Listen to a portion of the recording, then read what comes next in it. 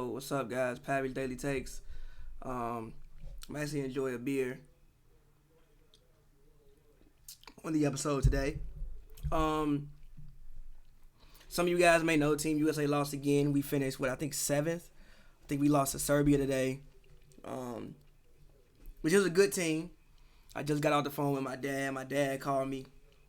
I was like, man, yo, Team USA lost, man. What's going on with Team USA? What's going on with American basketball? I'm like, man, the world is just really good. It didn't even dawn on me until I was talking to my pops. And I was like, yo, you realize like the winner of almost every major award in last year's NBA was foreign born. Look, Greece, Giannis from Greece won MVP. Rudy Gobert from France won Defensive Player of the Year. Pascal Siakam is from Cameroon, I think, and won Most Improved Player. Like, the world is really, really good. I know everybody want to hop on Team USA and say Team USA sucked and these guys went over there and embarrassed us. But I think it's just time for people to realize the world is fucking good, bro. If 3 out of the... Actually, no, and Luka is from Europe. So that's 4 out of the 5 major awards that they give out were won by foreign-born players. The world is really good. Even if we sent like our best players over there, like out of 3 out of the top 15 players not American. Giannis from Greece, Embiid from Cameroon, Jokic from Serbia. So even if we did send our best, like if you want to send our 15 best guys, 3 out of the 15 best guys that most people would rank as the top, like in the top 15, not even American. So I think it's time we all realize, man, the world is really, really good. Again, 4 out of the 5 major awards that you give out were won by foreign-born players. Giannis won the MVP, he from Greece. Gobert won Defensive Player of the Year, he from France. Most Improved Player, Pascal Siakam, Cameroon. Rookie of the Year, Luka Doncic, he's from Europe. I forget which country in Europe, but he's from Europe. So again, I think it's time that we all recognize this. But one of the guys that everybody has been, talking about is Donovan Mitchell. And I know a lot of people have said things about Donovan Mitchell. I know TPJ does not rock with Donovan Mitchell. A lot of the internet doesn't rock with Donovan Mitchell. They don't like how he plays. He's not the analytics are not friendly to Donovan Mitchell. I think he's kind of like a throwback to like the early 2000s type of guys that just takes a lot of shots. But I think that's why FIBA play will help him. I don't think that he's ever had to sacrifice as much as he has in FIBA play. I think that's why his jumper has been a little bit off and he's been a little bit inconsistent in FIBA players, because they're usually, since he's come into the league, he has been option number 1 and 2 for the Utah Jazz. He's been pretty much the best shot creator, one of the best shooters on the team, probably top 3 of the best shooters on the team, best shot creator, honestly best ball handler. He's been pretty much everything for the Jazz. But now bringing in Mike Conley, bringing in Bogdanovich from the Pacers, bringing in even the guy like Emmanuel Mudiay, while retaining Joe Harris, while retaining Exum, Culver's gone, but even looks like Gobert has improved his offensive skills a little bit.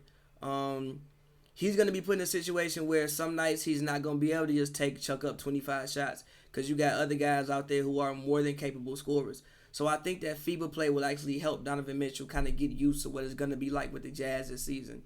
He's going to have to spot up shoot more. He's going to have to come off a couple more screens. He's going to have to sacrifice and pass a little bit more if the Jazz want to get to where they want to get to this season. This has potential to be, outside of those, Malone, Stockton years in 97, 98. This has potential to be one of the best Jazz teams ever when you look at the talent they have top to bottom.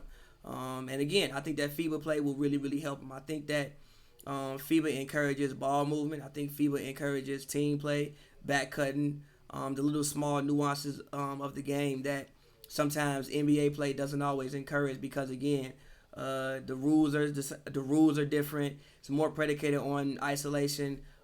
Everybody is kind of it's kind of like an organized street ball game, like an organized AAU game a lot of the times, as opposed to what you see over in FIBA. So I think that playing in that atmosphere and also suffering defeat in that atmosphere, I think that for everybody, the fact that you went over there and kind of got smoked up, And like all of America looking at you like you went over there and embarrassed us. So coming back looking at the season, you're gonna be looking at these guys like, yo, these are guys who quote unquote went over to FIBA and embarrassed us. Even though again, I don't think it was embarrassing. I just think the world is really good, and people need to understand the rest of the world is really good at basketball, and we do not have a monopoly on basketball anymore. And the rest of the world probably actually teaches basketball better than what we teach basketball in America to our youth, because of things like AAU. And these athletes are usually professionals from the time they're 14 years old. But went on tangent a little bit, but going back to it, the fact that they lost is that now you come back, you got maybe like a month until training, a couple weeks, a month until training camp starts. Probably rest up a little bit, but you gotta look yourself in the mirror and realize, yo, I gotta get better.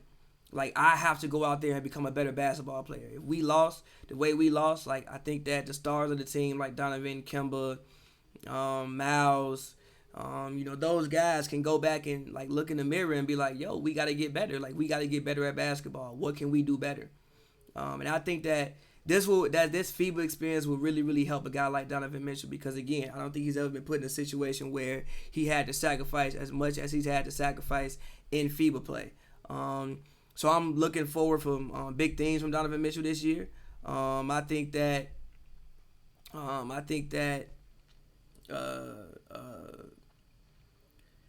if I'm Donovan, my sights are set on an All-Star appearance. I want to make my first All-Star appearance. I think that the Jazz have potential to win 50 games. I think that the Jazz have potential to, at the very least, get to the second round. And if they can gel as a team, I mean, who knows? I don't predict finals for them, but I mean, depending on what side of the bracket they get on, they could make the conference finals. I mean, I think they could, beat a team like the Warriors, beat a team like the Lakers, or at least make it difficult for the Lakers. They could beat a team like the Rockets. They could beat a team like the Nuggets. They could beat a team like Portland. Probably not the Clippers. I think the Clippers have a defense that was. I think the Clippers could defend Utah and actually score points on Utah's defense because, again, of the shot creators that they have. I think the Clippers probably have three of the top 15 shot creators and shot manufacturers in the league are on the Clippers. That being Kawhi Leonard, Paul George, and Lou Williams. So I think that that's a matchup they want to stay away from. But regardless, I think the Jazz have potential to do great things this year. But I think a lot of it is riding on Donovan Mitchell. Donovan has to go out and get better. And again, I'm happy that Donovan had this FIBA experience for him to deal with and confront a different style of basketball. Like, I'm all for guys playing as much basketball as they can, but also I'm all for guys playing as much different basketball as they can. Like, yeah, you can go to the Drew League, you can go play the Rico Hines runs, you can go do all of that, but let's play some real, actual, different basketball that you aren't accustomed to playing. I'm all for people learning by being uncomfortable, because I think that being uncomfortable is the best way to learn, because it puts you in positions and make you do things that you wouldn't normally do. Thus you find out different things about yourself, and thus you can incorporate those things into your game, rather than going and playing pickup ball at UCLA, playing like an American, playing basically street ball. Go over there, play FIBA, play a different style, learn to play the game a different way, learn to play the game the right way. And again, I think that it'll help Donovan. Like, I think that a lot of times you'll see him have to play a more FIBA style because of the fact that they have a better basketball team and more people who can hit shots. So he's gonna have to sacrifice a little bit, but everybody has to sacrifice to win. So that's been my column for today. Hope you guys checked out the WNBA playoffs. The Storm and the Sparks will match up on Sunday, and the Sky and Vegas will match up on Sunday. That will both be a single game elimination. Then the winner of that will go on to play in actual series. So the winner of that will go on to the semifinals, which Connecticut and the Mystics are waiting for the winner of. Well, the Sparks would play. Well, not the Sparks, but Connecticut would play the winner of Storm Sparks, and the Mystics would play the winner of Chicago Vegas. So I hope you guys get the chance to check out WNBA playoffs. My show Sparklight should be out today. Also, make sure you check out my podcast that's on the W Insider Network with my homie John W. Davis. That should be out either today or tomorrow. It's called the Spark Report. So yeah, make sure you guys check out that. And that's been my calling for the day, Pavy Daily Takes.